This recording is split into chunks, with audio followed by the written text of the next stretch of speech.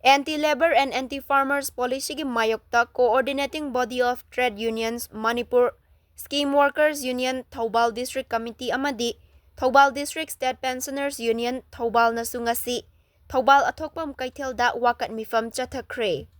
Wakat mipham aduda saruk yakiba pensioner amana fongdorakpada Manipur State Pensioner Union na pirakpa instruction amagi matungin na ngasigi wakat mipham asi famjabani. Sarkar na pensioner union da pibigadaba khudongchaba kaya amang ngasi fauba pibidana thambire. Bharat Sarkar na piriba DA ga Manipur Sarkar na Manipur gi pensioner singda piriba DA asiga yamna chauna khetnaba lay. Masigi sumathakta All Pension Scheme haiduna ama chatnaramba adusu laingakna New Pension Scheme haina hongdok pikre. Masina pensioner singde henna awaba mayok na halle. Maramasina Hana chatnaramba All Pension Scheme adu chatnahanbiyu haina fongdorakhi. Amaromda Thoubal District manungi honorarium and wages to lairiba Anganwadi worker amadi asa workers singnasu trade union na changsinliba khongjangbu saugatladuna athokpam kaithelda wakat mipham chathakhi.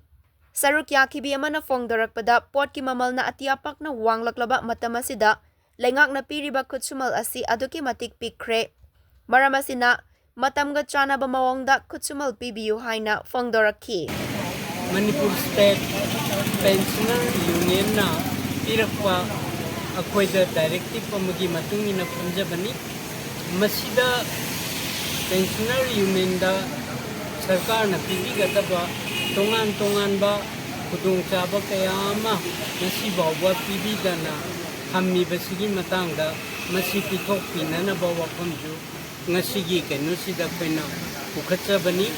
khudam oina akoi DAC Bharat Sarkar na piriba mo magi employees da piriba DA ka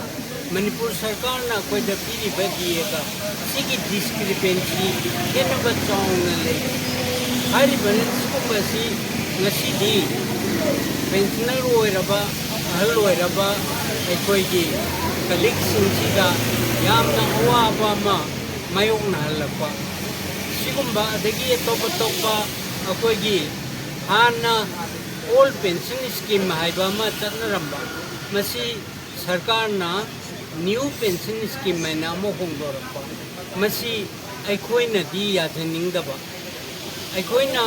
punamakse hanagi OPS haibadi old pension scheme sida adumak PBO haidana sarkar gi mafamda akoina dabi tawjabani masi akoi continuously matam kaya gi mamangdagi su adumak tanduna lakwa sarukamani ngasi bawbada pithok pidabadagi ngasi so mu akoina nahongna na haiba akoigi dabi singse atuba matamda pithok piyu hairaga ngasi gi famji samjabani